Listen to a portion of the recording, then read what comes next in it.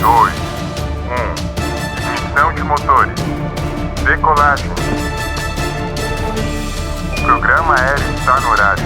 A resposta do veículo espacial é normal. O voo é tranquilo. Pouquíssimas turbulências.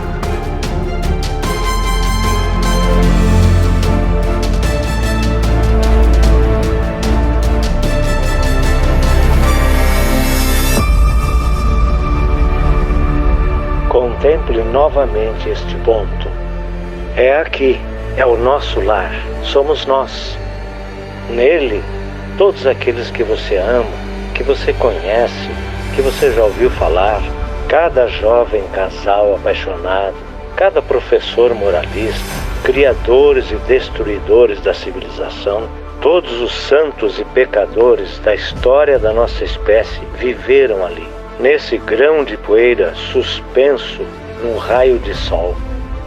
Talvez não exista maior comprovação da loucura das vaidades humanas do que esta distante imagem do nosso minúsculo mundo. Viaje no tempo para descobrir como os eventos da história do nosso mundo sugerem que não estamos sozinhos no universo e que o nosso pálido ponto azul tem um propósito.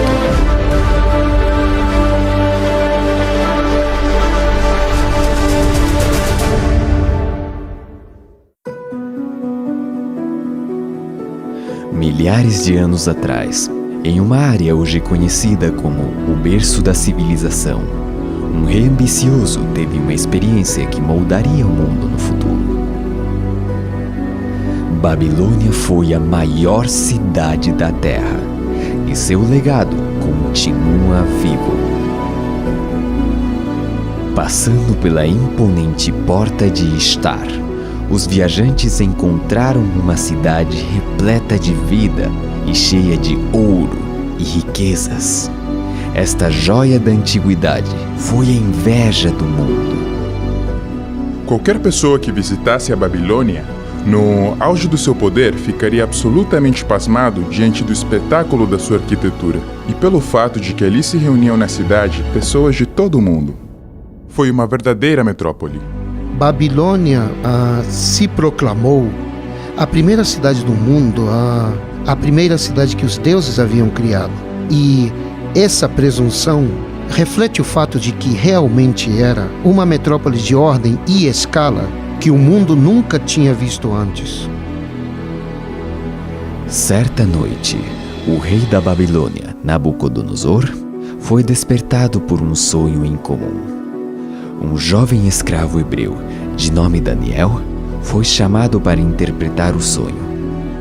Daniel, como muitas pessoas no mundo antigo, acreditava que os sonhos eram significativos e que Deus se comunicava, ou os deuses se comunicavam através dos sonhos. E Daniel acreditava que o seu Deus, o Deus dos hebreus, sabia o significado e a interpretação deste sonho. Em seu sonho, o rei viu uma estátua gigante feita de ouro, prata, bronze e ferro, com os pés de ferro misturado com barro. Daniel revelou que cada metal representava um poderoso império, que começava com Babilônia como a cabeça de ouro. Ele previu com precisão o surgimento e a queda dos impérios.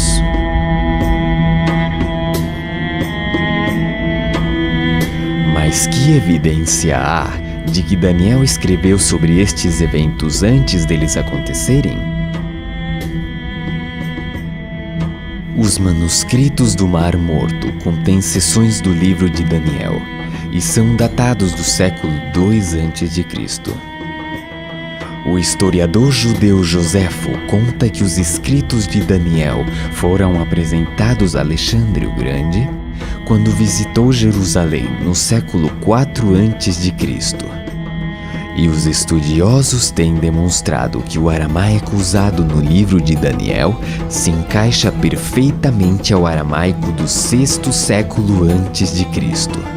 A primeira vez que ouvi falar sobre este sonho, devo admitir que estava cético. Me refiro a que é difícil acreditar que mais de 2000 anos de história humana, foram antecipadamente relatadas num sonho de somente 150 palavras. E eu fui confrontado com a ideia de que ou estamos lidando com algo que poderia ser uma farsa, uma mentira, ou algo sobrenatural está em jogo. Daniel havia predito que um império representado pelo peito e braços de prata se levantaria para conquistar Babilônia. No auge do domínio babilônico, Daniel predisse que se levantaria um reino inferior.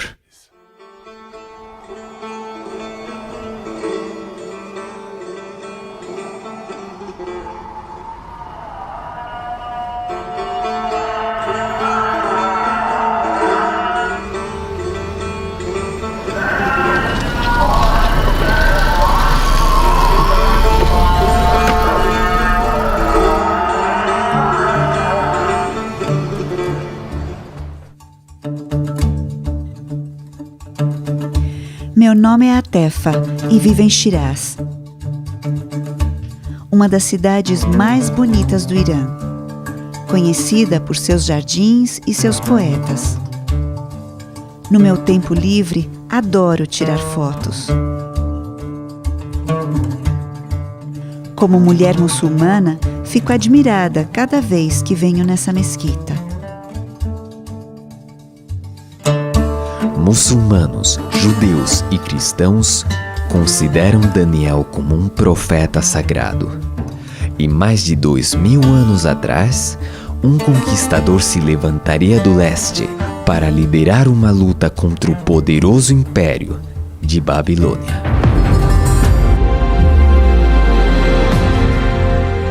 Por alguns anos antes da queda de Babilônia, os babilônios sabiam que o rei do que eles chamavam Parso ou Pérsia, um homem chamado Ciro, estava conquistando grandes partes do mundo além das suas fronteiras.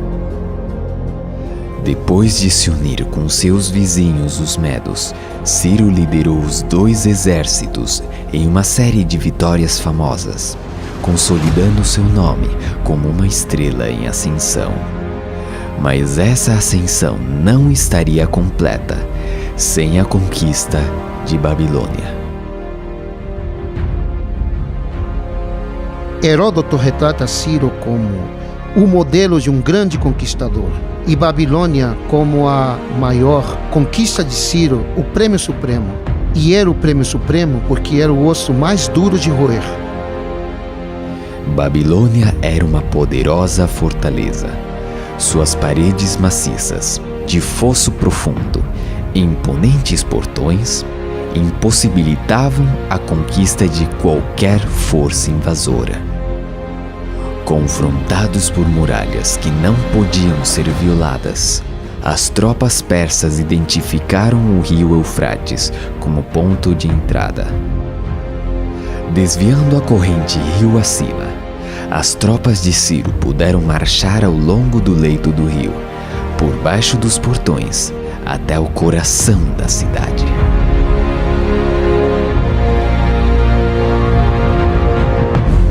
As muralhas de Babilônia pareciam inexpugnáveis a qualquer força invasora.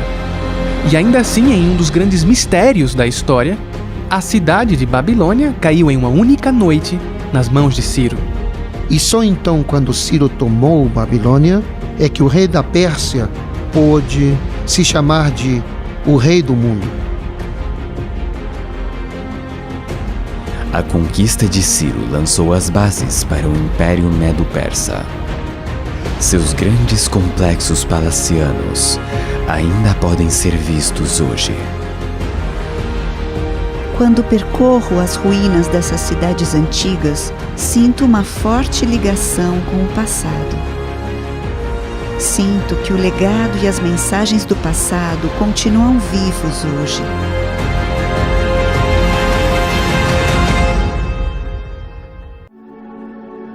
Depois de conquistar o que parecia ser o mundo inteiro, Ciro morreu em batalha.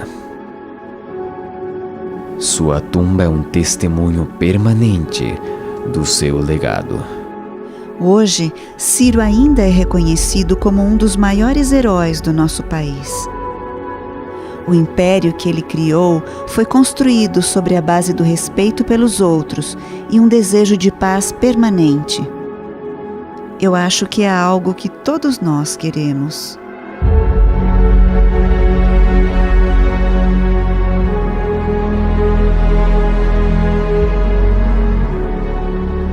Quando os reis da Pérsia morriam, seus corpos eram enterrados aqui. Sua altura significativa era um símbolo apropriado de seu domínio e força.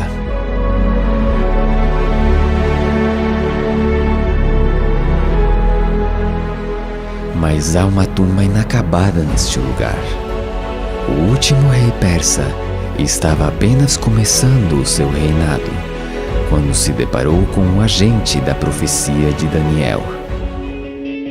Um jovem e valente general das colinas da Macedônia havia posto seus olhos na Pérsia.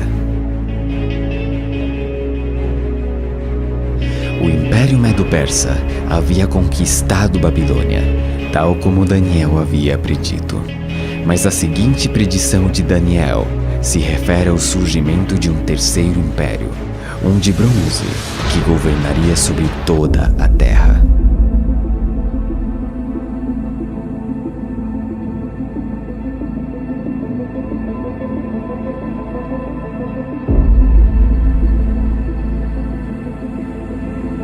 Escalar aqui é uma espécie de tradição que passa de pai para filho. Temos rotas fáceis, com rochas pequenas, mas também temos as rochas grandes. A mais alta tem 250 metros. Sentimos medo ao escalar, mas é assim que se desfruta mais. Antes de subir, costumo respirar profundamente. É tranquilo lá em cima. Dá para sentir a solidão.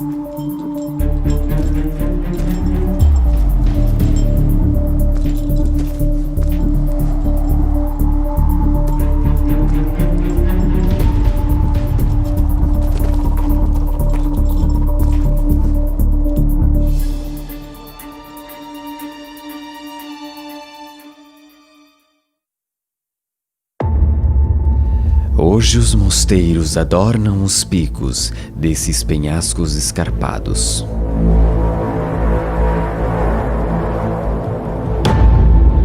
No século XIV, um monge solitário chamado Varlan escalou essas rochas íngremes para construir um mosteiro. Sob o olhar atento de um monge, existe uma pintura representando uma figura-chave da linha do tempo de Daniel. Alexandre o Grande.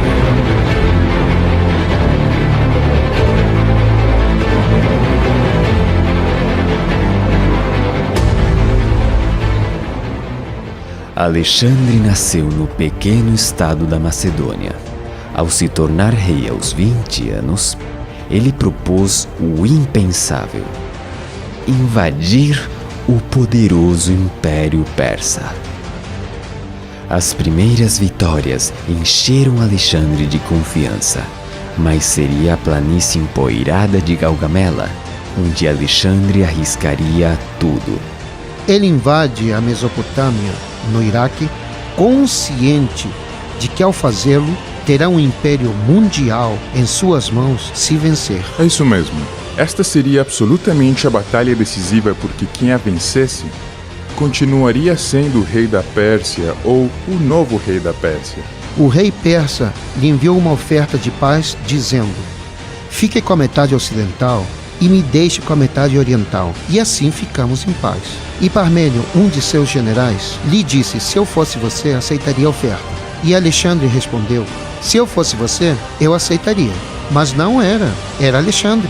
Era impossível para ele aceitar condições. Ele tinha que seguir em frente e alcançar seu objetivo. Em todas as batalhas que lutou, ele ia pela vitória, direto na jugular. O clímax de todo o seu reinado se aproximava. Tudo dependia disso. Levando suas forças para o flanco direito, Alexandre forçou uma brecha na linha persa. Carruagens persas reagiram em direção à esquerda grega. Alexandre aproveitou a abertura e perseguiu o rei persa em retirada a cavalo. Embora em grande desvantagem, em solo estrangeiro, Alexandre comandou uma famosa vitória. Ele provocou a queda de um império e a ascensão de outro. O Império de Prata foi substituído pelo Império de Bronze, assim como Daniel disse que seria.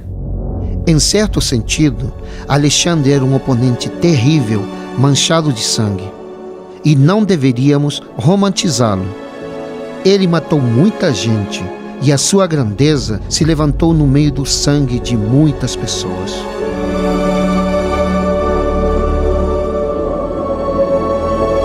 Alexandre se estabeleceria em Babilônia, no antigo palácio do rei Nabucodonosor. Mas ao refletir sobre suas conquistas, chorou, porque não havia mais terras para conquistar. Alexandre estava literalmente fazendo história. Ele marca a transição de uma era para outra. Sem a genialidade de Alexandre e sem a revolução militar que iniciou Felipe, seu pai, é perfeitamente possível imaginar um mundo onde o Império Persa ainda existisse. Em muitos sentidos, eu diria, assim como outros já disseram antes de mim, Alexandre Magno foi a sua própria maior criação. Seu império grego havia conquistado o mundo então conhecido com assombrosa velocidade. Um homem cumpriu a profecia de Daniel.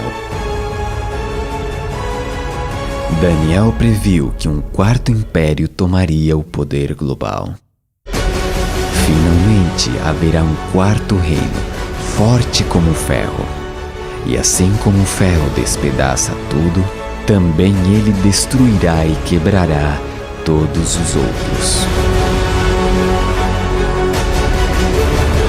Localizada no coração do mar Mediterrâneo, é uma cidade que passou da escuridão a se tornar o centro de um império global.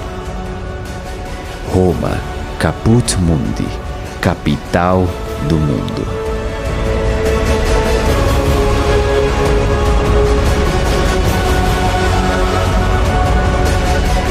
As maravilhas arquitetônicas continuam de pé, símbolos permanentes de força e ambição.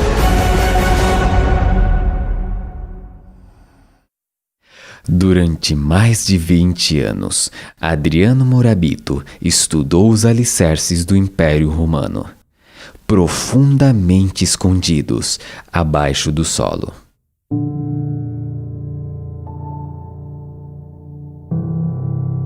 Muitas pessoas vêm a Roma para visitar o que está acima do solo, mas há muito mais abaixo da terra. Roma era uma mega cidade do passado. A grandeza do Império Romano é devido à rede de estradas que foram feitas para conquistar os diferentes territórios e à construção de aquedutos adequados para cada cidade. Foram construídos aquedutos que possibilitaram o crescimento da cidade. E também se construíram estradas, as quais foram essencialmente, em outras palavras, como uma espécie de rede através do território conquistado. Existe um ditado muito conhecido que diz que todos os caminhos levam a Roma. Mas creio que seria melhor dizer que todos os caminhos saem de Roma. As estradas romanas levavam suprimentos e soldados para os confins do império, provocando carnificina e brutalidade por onde passavam. Quando as tropas ocidentais atacam, eles se gabam de quão poucas baixas foram infligidas. Quando Júlio César foi para Gália, ele se gabou de quantos havia matado. Mas o derramamento de sangue não estava restrito a terras estrangeiras. Os espectadores se reuniam no Coliseu para ver como milhares de pessoas eram assassinadas violentamente. Em muitos sentidos, a arena é a instituição romana por excelência. Esta foi uma expressão de sua virilidade e de sua superioridade sobre o mundo bárbaro e sobre o mundo natural. No auge do Império Romano, aproximadamente 1 em cada 5 pessoas do planeta viveu e morreu sob o domínio do imperador. Suas fronteiras estendiam-se do norte da África até a Britânia. Por volta de 476 d.C., as invasões bárbaras tinham reduzido as fronteiras do Império Romano a um tamanho não visto em 6 séculos. Havia predadores nas fronteiras. Os romanos os chamavam de bárbaros. Muitos deles foram dominados pelos romanos e perderam completamente sua liberdade. E obviamente se ressentiram e odiaram isso. Eles foram capazes de reagir e tomar posse de vastos territórios do Império Romano. Daniel antecipou que o Império Romano iria desmoronar por dentro. E quanto ao que viste dos pés e dos dedos, em parte de barro, em parte de ferro, o reino será dividido, por uma parte forte e por outra frágil. As tribos bárbaras dividiram o Império Romano, e essas novas nações estabeleceriam as bases para a futura Europa. Para os europeus, Roma era o fantasma que não desapareceria. E quando o imponente governo dos Césares desmoronou, havia pessoas que queriam restaurá-lo. De certa forma, poderíamos argumentar que o Império Romano nunca caiu realmente. E que nós, como europeus modernos, somos apenas os romanos atuais. A próxima predição de Daniel era que os reis e rainhas europeus procurariam reparar o império dividido por meio de alianças matrimoniais. Quanto ao que viste do ferro misturado com barro de lodo, misturar-se-ão mediante casamento, mas não se ligarão um ao outro, assim como o ferro não se mistura com o barro. À medida que o século XX se aproximava, muitos dos poderes políticos da Europa estavam vinculados por alianças matrimoniais. Mas as disputas familiares arrastariam a Europa através de 2 guerras mundiais. Milhões pereceriam à medida que líderes ambiciosos procurassem ressuscitar um império europeu.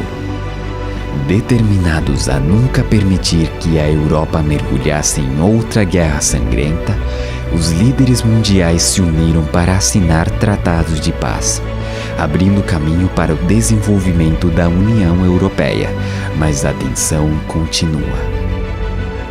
Desde que as fronteiras abertas foram amuralhadas, os medos sociais e religiosos se espalharam pelas ruas. A desigualdade econômica, o desemprego crescente e o extremismo político estão ganhando terreno. Está claro, o ferro e o barro não se misturam. O sonho de Daniel contém 7 elementos proféticos: Babilônia, Medopérsia, Medopérsia, Grécia, Grécia, Roma, etc. E desses 7 elementos proféticos, 6 deles já aconteceram. Agora basta a força da lógica e das probabilidades que sugerem que, se 6 dos 7 elementos proféticos já ocorreram, é muito provável que o 7º também ocorra. Daniel predisse que o ouro da Babilônia passaria em mãos de outro. Que o império de Ciro chegaria ao fim.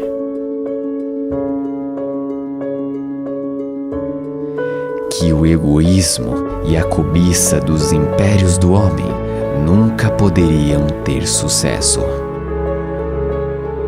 Que a força e a brutalidade do Império Romano encontrariam seu rival. Que suas fronteiras se fragmentariam, que seriam divididos internamente, e que os esforços para unir-se contra a palavra de Deus continuamente fracassariam. O elemento profético final é uma pedra cortada sem o auxílio de mãos. Essa é a maneira que Daniel expressa uma intervenção sobrenatural que golpearia a imagem nos pés de ferro e barro. Isso significaria o fim de todos os reinos terrestres e que Deus estabeleceria finalmente seu próprio reino eterno. Hoje, o nosso pálido ponto azul está posicionado no final da linha do tempo de Daniel. Ele antecipou que durante o tempo da Europa moderna, Deus retornaria à Terra para estabelecer seu reino eterno.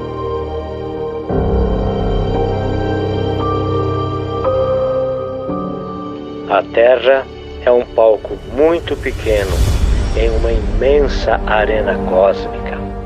Pensem nos rios de sangue derramados por todos os generais e imperadores, para que, na glória desse triunfo, pudessem ser os senhores momentâneos de uma fração desse mundo.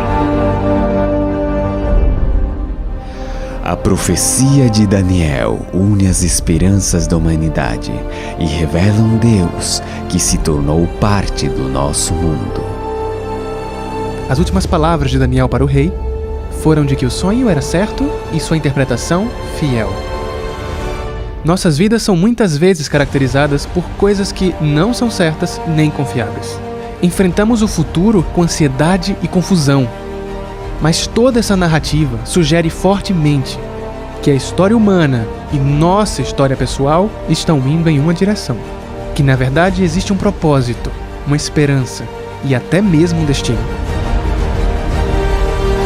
Milhões se perguntam se há um Deus lá em cima, observando a nossa terra girar em direção a um futuro sem sentido. Mas em nenhum lugar a realidade de Deus é mais evidente do que nos escritos de Daniel. Sua extraordinária revelação da história dos impérios mundiais desafia a razão e o acaso. Ele fala da mão de Deus, guiando a história do nosso mundo e do próximo reino que há de se estabelecer.